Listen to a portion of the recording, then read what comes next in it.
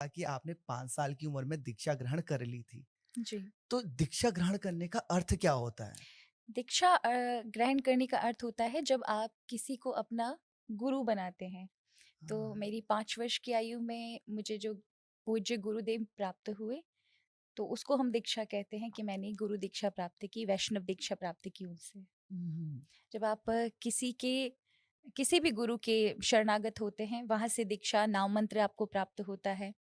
कुछ नियम प्राप्त होते हैं, तो मुझे 5 वर्ष की आयु में मैं सौभाग्यशाली समझती हूँ कि मुझे हाँ, ऐसे दिव्य वैरागी संत वृंदावन में मिले। प्राय महापुरुष मिलना बहुत कठिन होता है, हुँ, पर आपको बचपन से मिलते हैं तो इसका अर्थ होता है कि आप बहुत परम भाग्यशाली, भगवान की दृष्टि आप पर है, हाँ, वाह! तभी ऐसा होता है। बिल्कुल। और ये गुरु के ऊपर ज़्यादा डिपेंड करेगा कि वो आपको चूज़ कर रहे हैं कि अब आप उनके शिष्य बने। एक और बात है कि हमारे भारतवर्ष में संतों की कमी नहीं है। हुँ, एक से एक महापुरुष हैं, पर आपके भाग्य में होना चाहिए कि आप उनके दर्शन कर पाएँ।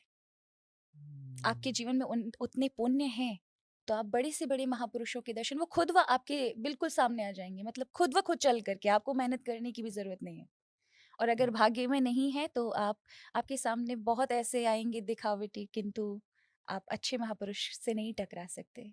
तो ये भी मैं कहूँगी कि एक पुण्य का प्रताप, दूसरा प्रभु कृपा।